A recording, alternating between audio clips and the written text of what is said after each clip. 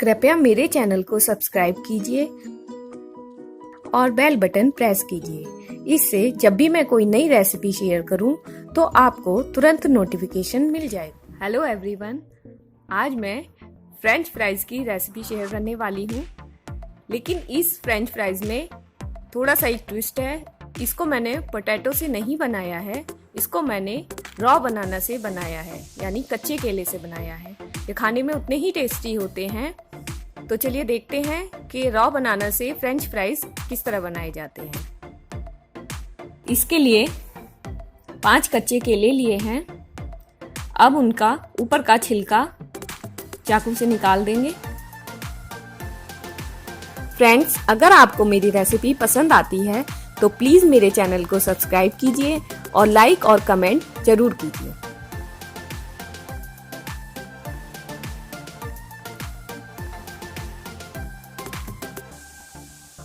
छिलकों को अच्छे से निकालना है।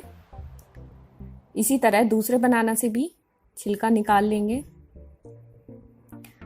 और इनको पानी भरने बर्तन में डालते जाएंगे।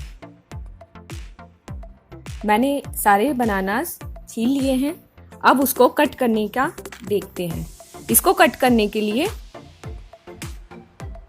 इसको 3 हिस्सों में स्लाइस कर लेंगे।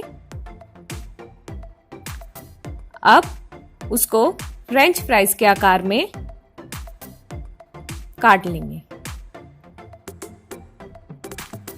बहुत ज्यादा पतला भी नहीं काटना है और बहुत ज्यादा मोटा भी नहीं रखना है। इस तरह मैंने सारे बनानास को कट कर लिया है और पानी में डाल के रखा है। अब इसको हम एक साफ कॉटन के कपड़े पर निकाल लेंगे, जिससे इसका सारा पानी सोख हो जाएगा।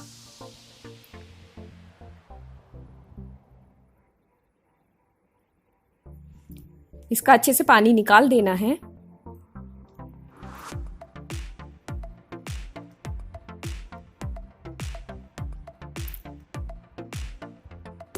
अब इनको एक बर्तन में डालकर इसमें 1 चम्मच मैदा,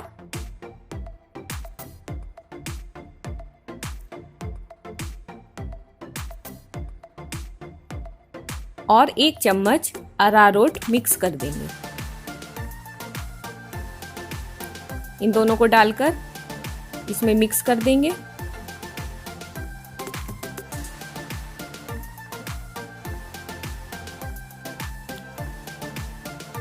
अच्छी तरह से कोट हो जाना चाहिए। अब ये कोट हो चुका है। इसको एकदम गरम तेल में फ्राई करेंगे। यह तेल पहले से गरम किया रखा हुआ है। अब इसको गरम तेल में डाल देंगे धीरे से। अभी हम इसको कम फ्राई करेंगे, फिर दूसरे स्टेप में हम इसे दोबारा फ्राई करेंगे। यह प्रोसेस करने से फ्रेंच फ्राइज ज्यादा क्रिस्पी बनते हैं। अभी इसको पूरी तरह से नहीं पकाना है। लगभग 70% मैंने इसको फ्राई किया है। अब इसको एक अलग बर्तन में निकाल लिया है।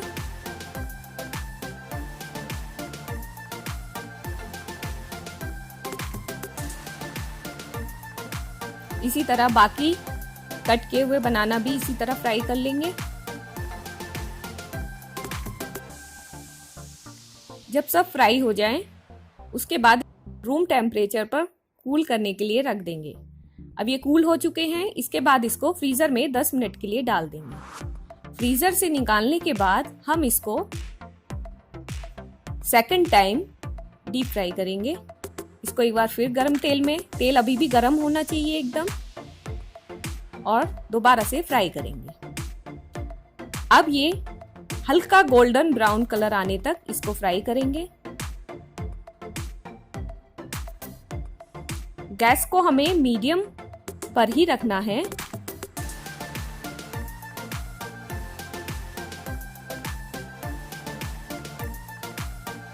इसका कलर गोल्डन ब्राउन आ चुका है और तलने में भी आवाज आने लगी है, जिससे पता चलता है कि ये क्रिस्पी हो चुके हैं। अब ये फ्रेंच फ्राइज एकदम रेडी हैं। इसको कढ़ाई में से निकाल लेंगे।